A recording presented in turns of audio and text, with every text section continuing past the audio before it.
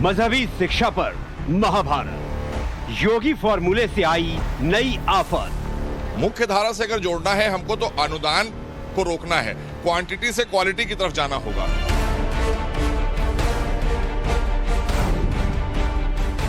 असम की मदरसा लड़ाई राजस्थान तक आई।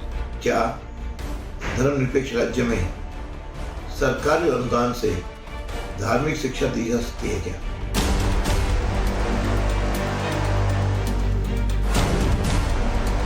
गहलोत को मदरसा पसंद, किस किस को नापसंद। यदि शिक्षा विभाग की मान्यता मदरसों के पास नहीं होगी, कक्षा 5 तक बच्चा अगर मदरसे में पढ़ेगा तो कक्षा 6 में कहां जाएगा?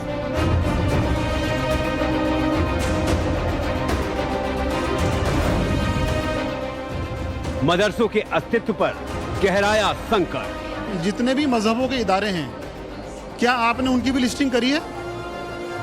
अगर नहीं करी तो क्यों नहीं करी?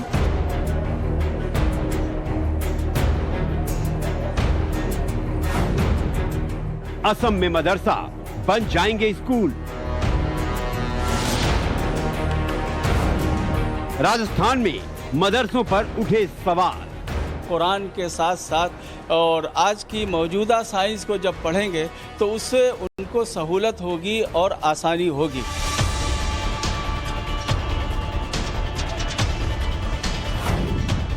ग से गणेश नहीं तो मदरसों में कुरान क्यों?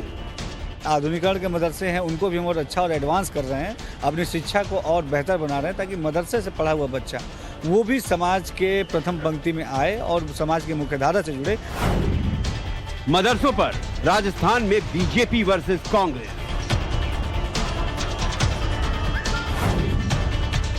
यूपी उत्तराखंड में भी मदरसों पर छिड़ी जंग।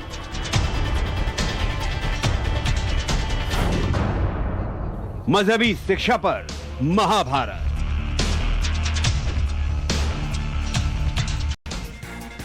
नमस्कार, स्वागत आपका। मैं हूं आपके साथ अनंत त्यागी और आप देख रहे हैं धाकड़ एक्सक्लूसिव।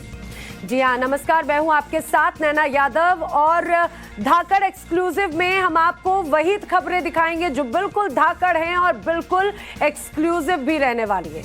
और मैं सबसे पहले आपको आज असदुद्दीन ओवैसी की बात दिखाएंगे, उनकी बातें सुनवाएंगे भी और बताएंगे आखिरकार क्यों ओवैसी इतने बौखलाए हुए से नजर आ रहे हैं। ज्ञानवापी हो, मथुरा विवाद हो, उसके बाद में आज असदुद्दीन ओवैसी ने क्या क्या कहा, फेसबुक पर उन्होंने क्या क्या लिखा, वो देखने के बाद में आपको ये जरूर फील होगा कि आखिर बौखलाहट जैसा शब्द का इस्तेमाल हम क्यों कर रहे हैं। ये रिपोर्ट भी आपको दिखाएंगे। आसाम में 7 लाख लोग सैलाब से मुतासिर हुए हैं, 18 लोगों की मौत हुई है, मगर ये मुख्यमंत्री को आसाम की जनता की तकलीफ की फिक्र नहीं है, उसको मदरसे की फिक्र है। तो इनको सिर्फ मुसलमानों से और इस्लाम से नफरत है, ये खुल के आ गया उनकी जबान पर। मदरसों पर असम के मुख्यमंत्री हिमंत बिस्वा शर्मा के बयान पर असदुद्दीन ओवैसी भड़क गए। ओवैसी ने इसे मुसलमानों के प्रति नफरत कहा। वैसे नफरत भरे बयान देने में बैरिस्टर ओवैसी हर किसी से आगे हैं, चुनाव हो या ना हो। असदुद्दीन ओवैसी भड़काऊ बयान देने से बाज नहीं आते। इन दिनों देश में काशी और मथुरा को लेकर मामला कोर्ट में है और इतिहास में जिक्र है कि इन दोनों ही जगहों पर मुगल आक्रांता औरंगजेब ने मंदिर गिराकर मस्जिद बनवाई थी। मुगल काल के क्रूर शासक औरंगजेब पर चर्चा हुई तो ओवैसी ने फेसबुक पोस्ट के जरिए फिर नफरत भरे भड़काऊ शब्द लिख दिए। ओवैसी ने लिखा, मुगलों का भारत के मुसलमानों से कोई रिश्ता नहीं, लेकिन ये बताओ कि मुगल बादशाहों की बीवियां कौन थी। इस पोस्ट के जरिए ओवैसी ने हिंदुओं के प्रति अपनी नफरत जाहिर की और महिलाओं की गरिमा को ठेस पहुंचाने की कोशिश की।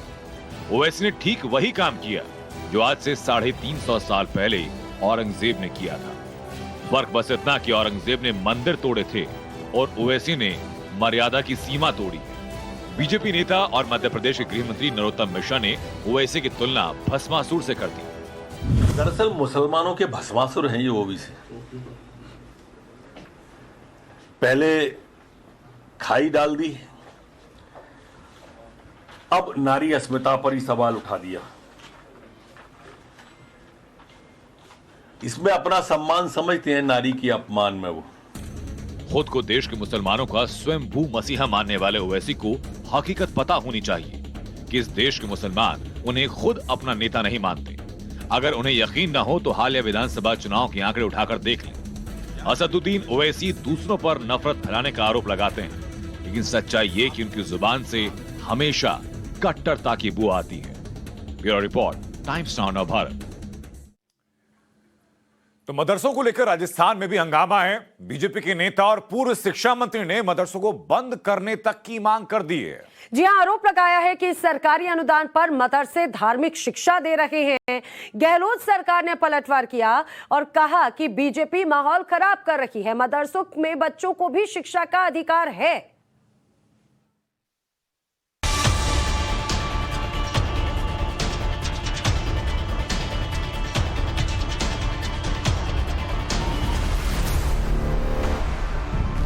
ये सवाल पूरा देश पूछ रहा है। पहले यूपी में योगी, फिर असम में हिमंता शर्मा बिस्वा और अब राजस्थान। उत्तराखंड में भी मदरसों के अस्तित्व पर खतरा मंडराने लगा है। राजस्थान में मदरसों पर जारी जंग के बारे में हम आपको दिखाएं, उससे पहले उत्तर प्रदेश के मुख्यमंत्री योगी आदित्यनाथ का मदरसा फॉर्मूला आपको बता देते हैं, जहां से मदरसों के अस्तित्व पर सवाल उठना शुरू हुआ। दरअसल मुख्यमंत्री योगी ने 6 दिन पहले मदरसों पर एक बड़ा फैसला लिया। फैसला था नए मदरसों का अनुदान बंद। मुख्यमंत्री योगी ने वर्ष 2016 में अखिलेश सरकार द्वारा मदरसों को अनुदान देने के लिए लागू की गई नीति को खत्म कर दिया। आदरणीय योगी सरकार ने 2017 में जब हम सरकार में आए और 22 के बीच में हमने आधुनिकीकरण किया है, हमने मॉडर्न एजुकेशन लागू की है, एनसीईआरटी की पढ़ाई लागू की है। तो ये एक अच्छा स्टेप है। माननीय प्रधानमंत्री का संकल्प, एक हाथ में कुरान एक हाथ में कंप्यूटर। मुख्य धारा से अगर जोड़ना है हमको तो अनुदान को रोकना है, क्वांटिटी से क्वालिटी की तरफ जाना होगा। तो ये हमारा प्रयास है कि हम अब मुस्लिम समाज के बच्चे मदरसों से निकलकर डॉक्टर, इंजीनियर, IAS, IPS बने। यहीं से मदरसों पर महाभारत शुरू हो गई, जो यूपी के बाद असम पहुंची। असम के मुख्यमंत्री हिमंता शर्मा बिस्वा ने तो कहा कि वो मदरसा शब्द ही नहीं सुनना चाहते। भाई साहब, ये मदरसा शब्द ही विलुप्त हो जाना चाहिए। जब तक ये मदरसा दिमाग में घूमते रहेगा तब तक बच्चा कभी डॉक्टर, इंजीनियर नहीं बन सकता है। अगर बच्चा को आप स्कूल में जाने का समय आप पूछ लेना है कि बेटा तुम मदरसा जा रहा है, तुम जुनाब बनेगा इस रास्ते से, तुम डॉक्टर नहीं बनेगा, तो कोई बच्चा मदरसा नहीं जाएगा। भारत के मुसलमानों के स्वघोषित मसीहा असदुद्दीन ओवैसी को असम के मुख्यमंत्री हिमंता शर्मा बिस्वा की मदरसों पर राय खल गई और उन्होंने अपने अंदाज में जवाब दिया। महाभारत यहीं तक नहीं रुकी। यूपी, असम और अब राजस्थान के मदरसों पर सियासी महाभारत लड़ी जा रही है। राजस्थान में बीजेपी नेता और पूर्व शिक्षा मंत्री वासुदेव देवनानी ने एक ट्वीट किया, जिसके बाद बवाल मच गया। संविधान में सेकुलर शब्द जोड़कर स्कूल के सिलेबस से ग गणेश का निकालकर ग गमला कर दिया गया। ऐसे में मदरसों में कुरान और हदीस क्यों? देश में सबके लिए प्राइमरी एजुकेशन स्कूल है, फिर मदरसा में सरकारी सब्सिडी से धार्मिक शिक्षा क्यों? भाजपा नेता और राजस्थान के पूर्व शिक्षा मंत्री वासुदेव देवनानी ने मदरसे मामले को लेकर ट्वीट क्या किया कि राजनीति में भूचाल आ गया। राजस्थान की राजनीति गरमाने लगी। कांग्रेस ने आड़े हाथ लेते हुए इसे न सिर्फ वासुदेव देवनानी और बीजेपी से जोड़ा, बल्कि कहा कि ये आरएसएस के कार्यालय से आई हुई चिट्ठी है जिसे वासुदेव देवनानी ने पढ़ा है। डोटासरा ने गंभीर आरोप लगाए तो वहीं मदरसे तालीम से जुड़े हुए संगठन के लोगों ने कहा कि यह एक चुनावी शगुफा है। बीजेपी नेता और राजस्थान के पूर्व शिक्षा मंत्री देवनानी का सीधा सा मतलब है वो ये कि जब सरकारी स्कूल हैं तो फिर मदरसों की जरूरत कहां है और क्यों है? क्या धर्मनिरपेक्ष राज्य में सरकारी अनुदान से धार्मिक शिक्षा दी जा सकती है क्या? अभी हाल ही में असम सरकार ने इस प्रकार के अनुदान को बंद किया है और सारे बच्चों को समान रूप से सरकारी स्कूलों में आने के लिए कहा है। राजस्थान की कांग्रेस सरकार बीजेपी के मदरसों पर बयान के बाद तुरंत हरकत में आ गई। शिक्षा राज्य मंत्री जाहिदा खान ने ये तो माना कि मदरसों में दीनी तालीम दी जाती है, लेकिन आधुनिक शिक्षा प्रणाली भी साथ साथ चल रही है। कि उनकी सोच है नहीं तो ऐसा नहीं है कि मदरसों में शिक्षा बिल्कुल सही है कि दीनी तालीम मिलती है, लेकिन आपको इंग्लिश, हिंदी, मैथ्स की भी उसमें शिक्षा दी जाती है। तो इस तरह के इल्ज़ामात गलत हैं, और जब वो खुद शिक्षा मंत्री थे उस टाइम वो खुद ये डिसीजन लेते। राजस्थान के अल्पसंख्यक मामलों के मंत्री सालेह मोहम्मद ने आरोप लगाया कि बीजेपी माहौल खराब कर रही है। मदरसों के बच्चों को भी शिक्षा का अधिकार है। राजस्थान में अल्पसंख्यक मामलों के मंत्री सालेह मोहम्मद ने केंद्र सरकार को घेरे में लिया और कहा, मदरसों को बंद करने से पहले केंद्र सरकार अल्पसंख्यक मामलों के विभाग को बंद करे, क्योंकि अल्पसंख्यक मामलों के विभाग के 15 सूत्री कार्यक्रम के तहत ही मदरसों को मदद दी जा रही है। राजस्थान में गहलोत सरकार ने कुछ महीने पहले मदरसों के नवीनीकरण और आधुनिकीकरण को लेकर आर्थिक मदद का फैसला किया था। तब भी गहलोत सरकार पर बीजेपी ने तुष्टीकरण का आरोप लगाया था, और अब भी सवाल यही है कि सरकारी अनुदान पर चलने वाले मदरसों में आखिर धार्मिक शिक्षा क्यों? जब आसाम में मदरसों का अनुदान बंद हो सकता है तो राजस्थान में क्यों नहीं? आखिर राजस्थान में धार्मिक शिक्षा को लेना चाहे तो ले, लेकिन निजी स्तर पर ले सकता है, लेकिन सरकारी अनुदान से इस प्रकार से धार्मिक शिक्षा, जब कुरान है, हदीस है, इस प्रकार की शिक्षा देना मैं समझता हूँ उचित प्रतीत नहीं होता। तो हमारी मांग है कि आसाम की तरह राजस्थान में भी अनुदान बंद किया जाए। राजस्थान कांग्रेस का आरोप है कि मदरसों को अनुदान बंद करने वाली राय वासुदेव देवनानी की नहीं बल्कि आरएसएस की है। वो जब शिक्षा मंत्री थे ना, तब भी भारतीय भवन से पर्ची आती थी, इसका ये करना, वो ही करते थे, इसके अलावा कुछ नहीं करते थे। ये पार्ट जोड़ देना, ये घटा देना। अब भी उनको पर्ची आई होगी, उनके व्हाट्सएप देख लो आप निकाल करके। उनके बाद भारतीय भवन से कोई आरएसएस के किसी नेता ने किया होगा कि आपको ये बोलना है, क्योंकि हमारा जो धार्मिक उन्माद हम फैलाना चाहते थे वो इस सरकार ने कड़ाई के साथ में उसको नहीं फैलने दिया। ये 7-8 जगह जो दंगे कराने की कुचेष्टा थी उसमें कामयाब नहीं हुए, इसलिए इस तरीके की बात दोबारा छेड़ो। बीजेपी का मदरसों को अनुदान बंद करने के पीछे तर्क ये है कि मदरसों में धार्मिक शिक्षा दी जाती है और संविधान के मुताबिक सरकारी अनुदान पर चलने वाला कोई भी संस्थान धार्मिक शिक्षा नहीं दे सकता। बीजेपी मदरसों के आधुनिकीकरण की बात करती है। मदरसों के पक्षकारों का तर्क भी राजस्थान के लिए कुछ ऐसा ही है। पहले मदरसे जो चलते थे वो सिर्फ दीन का काम करते थे, मतलब सिर्फ कुरान शरीफ पढ़ाया जाता था, अरबी पढ़ाई जाती थी। बड़ी मुश्किलों से जो समाज के लोग थे उनको मनाया कि भाई ऐसा ठीक है, ये भी तालीम चलती रहे, ये भी एजुकेशन चलती रहे और शिक्षा ये भी चलती रहे। दोनों को बड़ी मुश्किल के बाद में लोग माने मदरसे वाले, और आज जितने भी मदरसे हैं उसके अंदर वो का वही सिलेबस जो सरकारी स्कूलों में पढ़ाया जाता है, जो निजी स्कूलों में पढ़ाया जाता है, वो का वही सिलेबस सारा का सारा इसमें पढ़ाया जाता है। मदरसों पर छिड़ा ये युद्ध राजस्थान के साथ साथ उत्तराखंड और उत्तर प्रदेश में भी लड़ा जा रहा है। मदरसों को चलाने वाले सरकारों के अनुदान बंद करने के फैसले की मुखालिफत कर रहे हैं, तो कांग्रेस भी मदरसों को अनुदान बंद करने के फैसले के खिलाफ।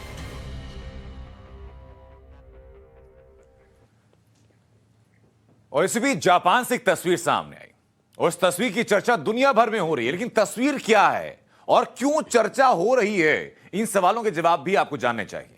जी हाँ, दरअसल जापान से कई नई चीजें सामने आई और सिर्फ तस्वीरें ही नहीं बल्कि जो बातें जापान में हुई उससे हिंदुस्तान का पूरी दुनिया में डंका बज रहा है। अब हिंदुस्तान का डंका जब पूरी दुनिया में बज रहा है तो आमतौर पर हर आम हिंदुस्तानी या खास हिंदुस्तानी को खुश होना चाहिए, लेकिन देश में कुछ लोग ऐसे भी हैं जो कि भुन जाते हैं, नाराज हो जाते हैं और अलग अलग प्लेटफॉर्म्स पर इस बात की चर्चा भी करते हैं।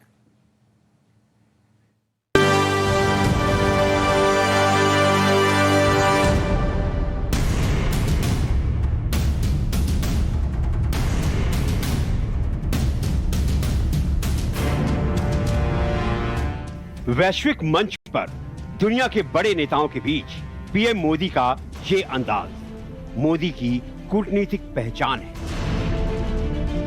जापान के टोक्यो में 4 यार मिले, मुलाकात में बेहद गर्मजोशी दिखी।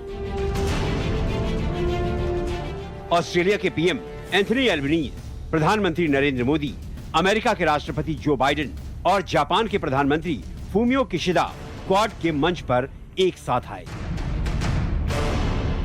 क्वाड शिखर सम्मेलन शुरू होने से पहले चारों नेता हंसी मजाक के मूड में दिखे। ऐसा लग रहा था मानो प्रधानमंत्री मोदी ने ऑस्ट्रेलिया के नए प्रधानमंत्री एंथनी एल्बनीज से कुछ मजाक किया जिसे सुनकर बाइडेन भी ठहाका मारने लगे। बाइडेन ने पीएम मोदी के साथ गर्मजोशी से हाथ मिलाया। क्वाड बैठक से ठीक पहले की एक तस्वीर काफी वायरल है। इस तस्वीर में चारों वैश्विक नेता सीढ़ियों से नीचे उतर रहे हैं और उनमें सबसे आगे हैं प्रधानमंत्री नरेंद्र मोदी। इस तस्वीर को ट्वीट करते हुए केंद्रीय रेल मंत्री अश्विनी वैभव ने लिखा, आगे बढ़कर नेतृत्व करते हमारे प्रधानमंत्री। केंद्रीय मंत्री स्मृति ईरानी ने फोटो ट्वीट करते हुए लिखा, प्रधान सेवक रास्ता जानते हैं, रास्ते पर चलते हैं, रास्ता दिखाते हैं। केंद्रीय मंत्री भूपेंद्र यादव ने भी फोटो ट्वीट करते हुए लिखा, विश्व गुरु आगे बढ़कर नेतृत्व करते प्रधानमंत्री नरेंद्र मोदी। इस तस्वीर के वायरल होने के बाद ट्विटर पर आरपीएम लगातार ट्रेंड करता रहा। जब क्वाड की बैठक शुरू हुई तो सबसे पहले अमेरिकी राष्ट्रपति जो बाइडेन ने संबोधन दिया और दिल खोलकर प्रधानमंत्री नरेंद्र मोदी की तारीफ की। Prime Minister Modi, it's wonderful to see you again in person. I thank you for your continuing commitment to making sure democracies deliver, because that's what this is about, democracies versus autocracies, and we have to make sure we deliver. President Biden ने लोकतंत्र को मजबूत बनाने के लिए PM Modi की तारीफ की। इसके बाद प्रधानमंत्री मोदी और अमेरिकी प्रेसिडेंट जो बाइडेन के बीच द्विपक्षीय बातचीत हुई।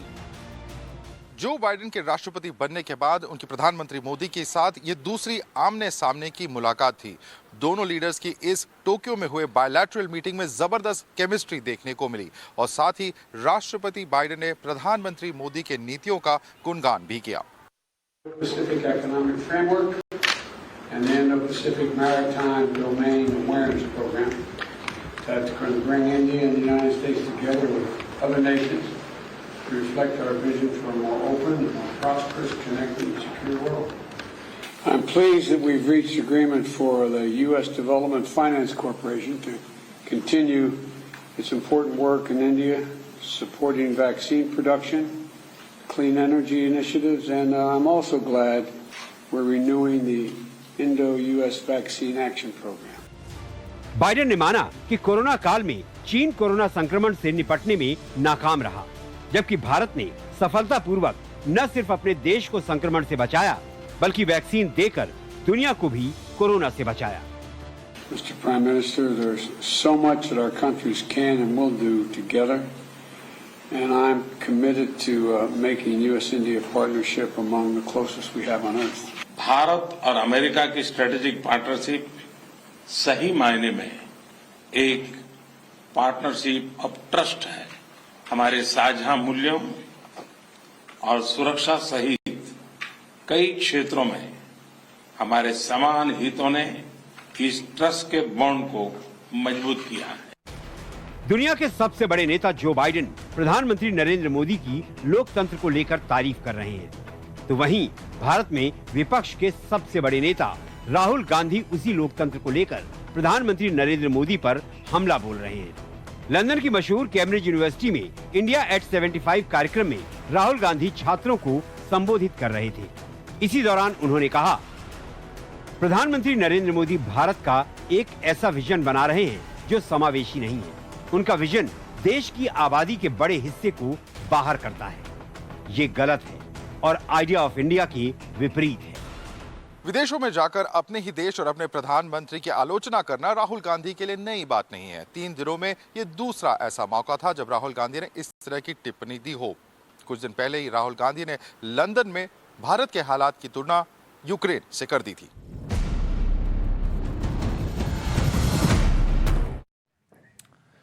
तो टोक्यो में आज क्वाड की मीटिंग 2 घंटे तक चली। मकसद था सीधे सीधे चीन को प्रशांत हिंद क्षेत्र से जो बढ़त उसकी है उसको रोक देना। जी हाँ, और जो क्वाड की बैठक हुई है, दरअसल इस क्वाड बैठक में हिंद प्रशांत क्षेत्र में चीन को रोकने की रणनीति तैयार की गई। इसके अलावा हिंद प्रशांत क्षेत्र में शांति किस तरह से हो, इसके लिए भी रणनीति तैयार की गई। हिंद प्रशांत क्षेत्र के लिए $50 बिलियन को लेकर भी इस बैठक में चर्चा की गई। बिल्कुल है ना। उसके साथ साथ स्वतंत्र और खुले हिंद प्रशांत क्षेत्र पर सबका जोर रहा ताकि चीन की घुसपैठ को खत्म किया जा सके। उकसाने वाली एक तरफा कार्रवाई जो कि चीन की तरफ से की जाती है उसका विरोध किया गया। ताकत के दम पर अतिक्रमण बर्दाश्त नहीं किया जाएगा, संदेश फिर चीन को दिया गया। दक्षिण चीन सागर में अंतर्राष्ट्रीय कानून का पालन किया जाएगा, संदेश फिर चीन को दिया गया। वहीं क्वाड देशों का जो साझा बयान आया उसे भी समझिए। साझा बयान में कहीं पर भी चीन का जिक्र नहीं किया गया, लेकिन हाँ, संकेत और संदेशों के तौर पर जरूर ये कहा जाए चीन निशाने पर था। बिल्कुल, तो क्वाड में भारत की उभरती हुई जो छवि है अंतर्राष्ट्रीय स्तर पर वो साफ दिखाई पड़ी। चीन को लेकर जो डिप्लोमेसी है वो संदेश भी साफ है। खबर लगातार जारी रहेंगी, छोटे सा ब्रेक का वक्त है, वापस लौट रहे हैं धाकड़ एक्सक्लूसिव में।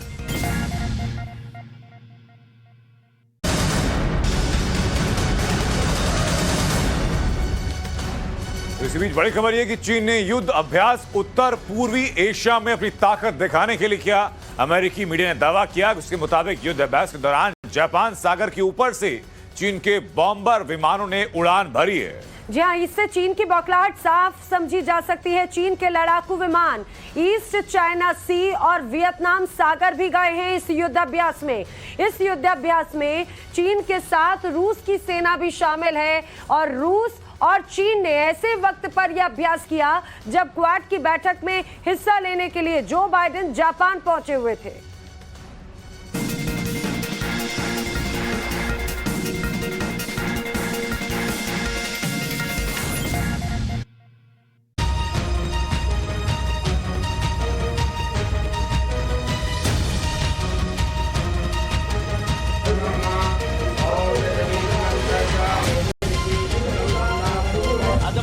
प्राचीन शिव मंदिर में खड़े हैं, तो ये मंदिर है तभी तो यहाँ रुद्राभिषेक करने आए हैं। अगर कोर्ट डिसाइडेड कर देता है कि वो मंदिर है तो हम वहां भी पूजा करने जाएंगे।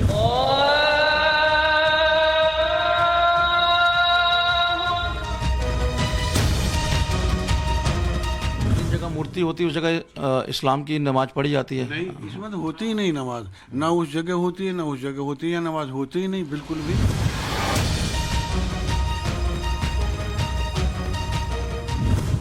पृथ्वीराज से कोरी का बदला, 27 मंदिर पर मीनार। ना वे सपने सलामत रहेंगे, ना वे आंखें जो हिंदुस्तान की ओर उठेंगी।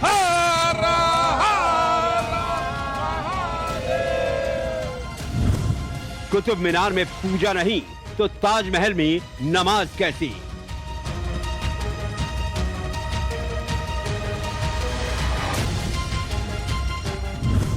कुतुब का 151 साल पुराना सबूत।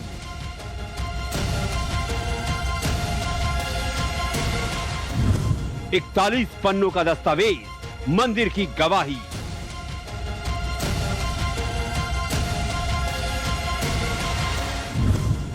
कुतुब मीनार का नाम काम सब बदल जाएगा।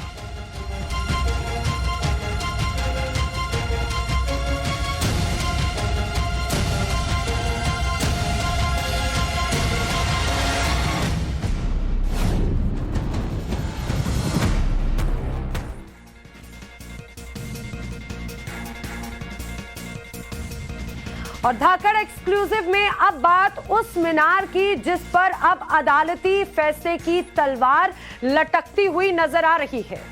जी हां, हम बात कर रहे हैं दिल्ली के कुतुब मीनार की, जिसमें पूजा करने के अधिकार को लेकर आज कोर्ट में सुनवाई हुई और फैसला 9 जून तक के लिए सुरक्षित रख लिया गया। और दावा यह है कि कुतुब मीनार 27 हिंदू और जैन मंदिरों को तोड़कर उसे बनाया गया था। साथ ही दावा यह भी किया जा रहा है कि पृथ्वीराज चौहान से बदला लेने के लिए मुस्लिम आक्रांता मोहम्मद गौरी ने इसे अंजाम दिया।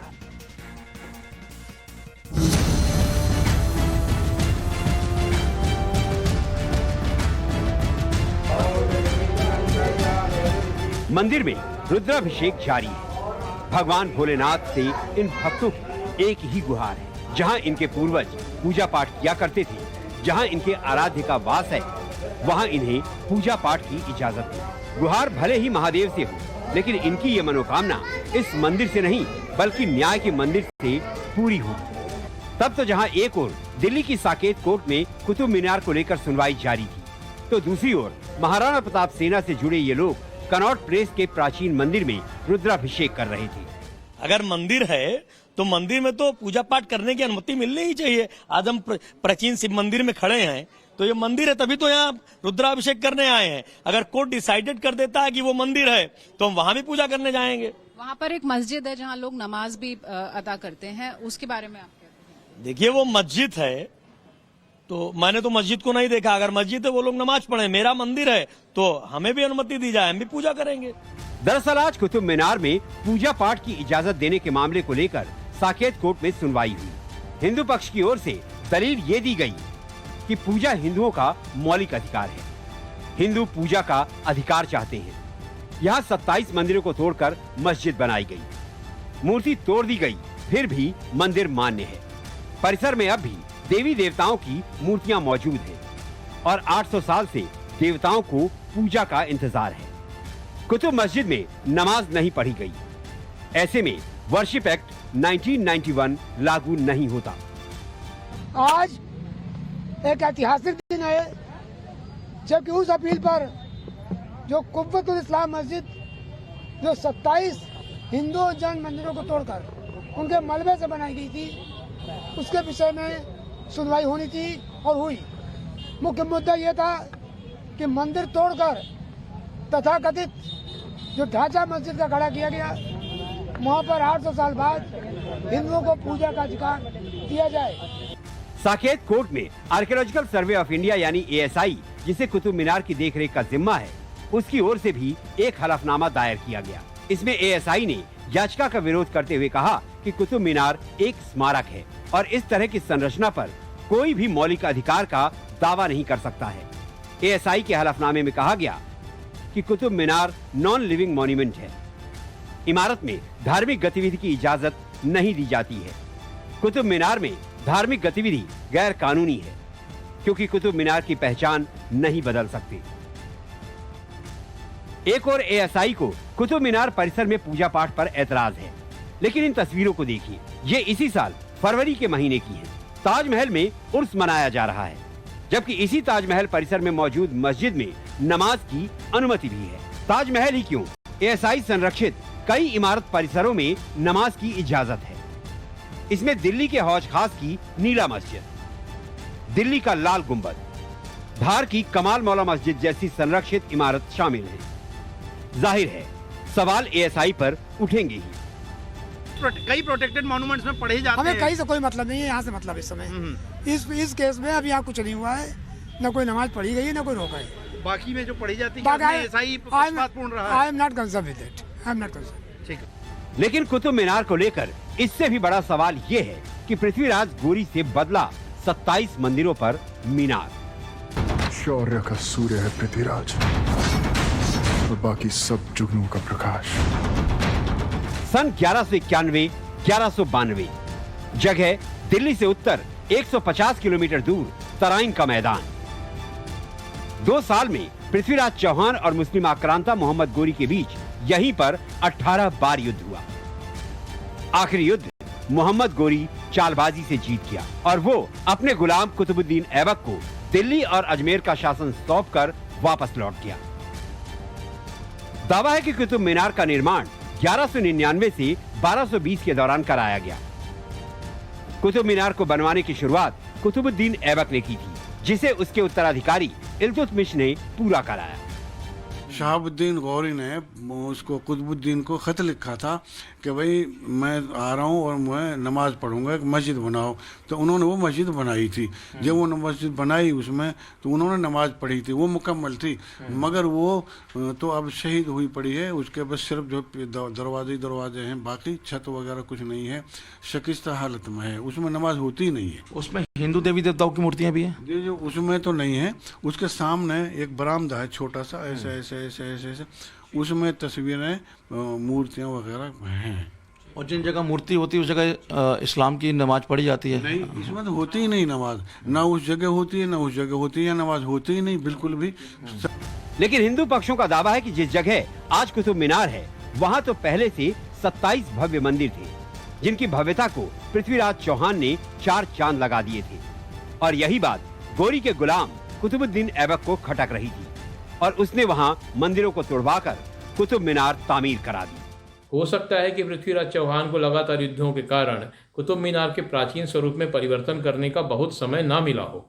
किंतु वह एक दूसरी महत्वपूर्ण बात है, वो यह है कि यूनेस्को की सिल्क रोड की रिपोर्ट में एक जगह लिखा हुआ है कि central Asian astronomy Indian astronomy की ऋणी है, उसका डेवलपमेंट इंडियन एस्ट्रोनॉमी के बेस पर हुआ है।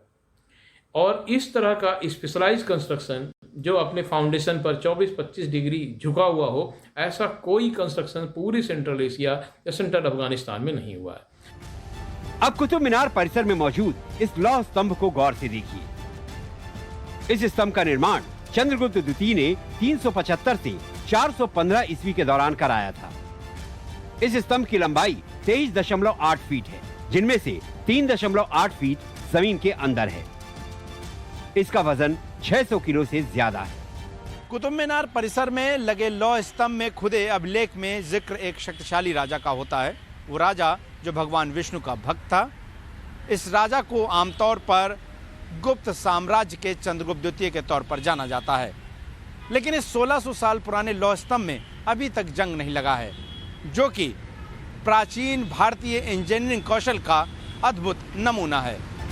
कुतुब मीनार को लेकर विवाद की एक और वजह एएसआई के एक पूर्व रीजनल डायरेक्टर का दावा है। इस दावे में कहा गया है कि कुतुब मीनार को राजा विक्रमादित्य ने बनवाया था, न कि कुतुबुद्दीन ऐबक ने, जैसा कि इतिहास की किताबों में बताया गया है। इस दावे में कुतुब मीनार को एक सन टावर बताया गया है, जिसे 5वीं शताब्दी में गुप्त साम्राज्य के विक्रमादित्य ने बनवाया था। आर्कियोलॉजिकल सर्वे ऑफ इंडिया के पूर्व रीजनल डायरेक्टर रहे धर्मवीर शर्मा के मुताबिक कुतुब मीनार के मीनार में करीब 25 इंच का झुकाव है। ऐसा इसलिए क्योंकि इसका निर्माण सूर्य के गतिविधियों पर अध्ययन करने के लिए बनाया गया था। आज भी 21 जून को जब सूर्य अपना स्थान बदलता है तो करीब आधे घंटे के करीब यहाँ उसकी छाया नहीं पड़ती है। कुतुब मीनार को लेकर आर्कियोलॉजिकल और एक साइंटिफिक फैक्ट्स ये भी है। कुतुब मीनार में पूजा पाठ को लेकर साकेत कोर्ट में दायर याचिका पर फैसला 9 जून को आएगा। लेकिन ये वास्तव में मीनार है या मस्जिद, इसे लेकर 151 साल पुराना दस्तावेज टाइम्स नाउ नवभारत के पास है, जिसमें मीनार और मस्जिद वाले सवाल का जवाब छिपा हुआ है। पूरी खबर अगली रिपोर्ट में देखिए। शिवानी शर्मा, मोहित ओम के साथ bureau report, times now Navbharat. दरअसल जिस कुतुब मीनार को लेकर कोर्ट में मुकदमे लड़ाए जा रहे हैं, वो मीनार दरअसल वर्ल्ड हेरिटेज साइट है, यानी विश्व धरोहर। ऐसे में जल्दी से आपको इस मीनार की खासियत एक एक करके बता देते हैं कि इसकी ऊंचाई कितनी है, लंबाई कितनी है। जी हाँ, अगर इसकी ऊंचाई की बात करें, कुतुब मीनार की ऊंचाई 237.8 फीट है। और अगर इसकी सीढ़ियों की संख्या की बात करें तो 379 इसकी सीढ़ियां हैं। नींव के डायमीटर 46.9 फीट है, जबकि टॉप का जो व्यास है वो 9 फीट का है। कुतुब मीनार में कुल 5 मंजिलें हैं, जबकि 4 बालकनीज हैं। पर्यटकों की बात करें तो यहां पर सालाना 30 लाख से ज्यादा पर्यटक आते हैं।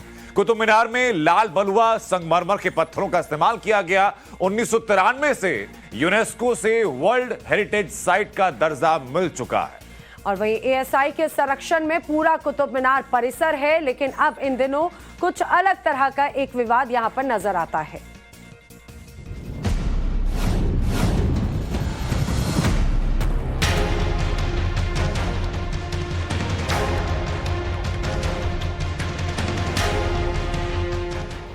अंग्रेजों के जमाने की एएसआई की 151 साल पुरानी ये वो एक्सक्लूसिव रिपोर्ट जो इस बात की तस्दीक करती है कि कुतुब मीनार मुगलिया और मुस्लिम आक्रांताओं के आने के पहले से मौजूद है। 1871-72 यानी आज से लगभग 150 साल पहले एएसआई के तत्कालीन अफसर जेडी बगलर ने कुतुब मीनार में सर्वे किया और ये रिपोर्ट तैयार की। इस रिपोर्ट में जेडी बगलर ने कुतुब मीनार पर बड़े खुलासे किए। कुतुब मीनार और कुतुब मीनार परिसर के हिंदुस्तान में इस्लामिक साम्राज्य आने के सैकड़ों साल पहले से मौजूद होने का दावा किया। एएसआई के तत्कालीन अधिकारी जेडी बगलर ने कुतुब मीनार पर किए गए सर्वे में बताया कि कुतुब मीनार के बाईं ओर पर बने प्रवेश द्वार हिंदी अक्षरों में संवत 259 लिखा है। कुतुब मीनार पर आज भी मौजूद कुछ शिल्प कृतियां सम्राट अशोक के समय से पहले की। इन शिल्प कृतियों से साबित होता है कि मीनार गुप्त काल से भी पहले बनवाई गई। कुतुब मीनार को लेकर टाइम्स नाउ नवभारत के पास करीब 150 साल पुराना वो सर्वे मौजूद है, जिसमें उस वक्त के एएसआई के तत्कालिक अधिकारी जेडी बगलर बताते हैं कि कैसे कुतुब मीनार के दीवारों पे घंटे, कमल और ट्रायंगल के निशान हैं। वहीं खजुराहो मंदिर जैसी आकृतियां भी यहाँ देखने को मिलती है। इसके साथ ही कुतुब मीनार के दीवारों पे जो अरबी आकृतियां है, ऐसा लगता है कि कुतुब मीनार के दीवारों को काटकर जबरदस्ती लगाई गई है। कुतुब मीनार परिसर में आज भी देवी देवताओं की मूर्तियां, भगवान महावीर की मूर्तियां, हिंदू शिल्प कला के निशान स्पष्ट दिखाई देते हैं। और इसी बात का जिक्र अपने रिपोर्ट में जेडी बेगलर ने भी किया। एएसआई ने 1871-72 के सर्वे में यह भी पाया कि कुतुब मीनार और परिसर में बने मंदिरों को एक साथ एक ही समय पर बनवाया गया। अपने रिपोर्ट में जेडी बेगलर लिखते हैं कि कुतुब मस्जिद में साफ सबूत मौजूद हैं कि इसका निर्माण हिंदू मंदिर को तोड़कर किया गया। निर्माण में हिंदू शिल्प कृति का इस्तेमाल हुआ। खुदाई में देवी लक्ष्मी की 2 मूर्तियां मिली। आज जहां कुतुब मीनार खड़ा है उस कॉम्प्लेक्स का एक सर्वे किया था, जिसमें उन्होंने पाया कि इसके निर्माण में हिंदू स्थापत्य शिल्प और प्रतीक चिन्हों का प्रयोग है। इस्लामिक स्थापत्य के साथ साथ मिक्स्ड है। अब ये बड़ी लॉजिकल सी बात है कि कुतुबुद्दीन ऐबक या मोहम्मद गोरी भारत में कोई यहाँ की स्थापत्य कला को प्रमोट करने के उद्देश्य से तो आए नहीं थे, ना उन्होंने ऐसा कुछ किया। तो लॉजिकल यही है कि इसे ध्वस्त किया, उसके मलबे से इसका पुनर्निर्माण किया।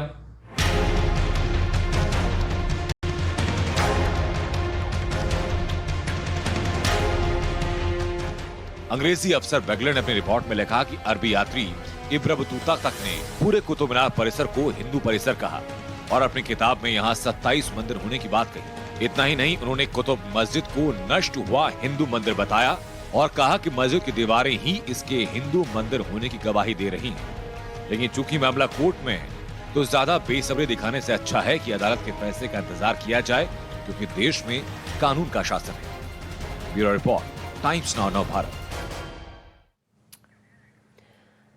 और अब बात एक ऐसे सबूत की जो 151 साल से भी ज्यादा पुराना है। आजादी से भी 76 साल पहले का ये दस्तावेज है, वो भी हम आपको बताएं। लेकिन कुछ इसी तरह के दस्तावेजों की जो बात है वो लगातार की जाती रही है, विशेष तौर से कुतुब मीनार को लेकर। बिल्कुल, लेकिन अब आपको दिल्ली के कुतुब मीनार से सीधे आपको लेकर के चलते हैं।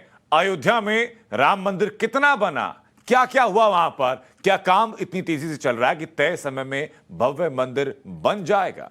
जी हाँ, टाइम्स नाउ भारत के रिपोर्टर मनीष यादव राम मंदिर कैंपस में गए और पूरी ग्राउंड रिपोर्ट वहां से भेजी है। जरा देखिए आखिर कितना भव्य होगा ये राम मंदिर।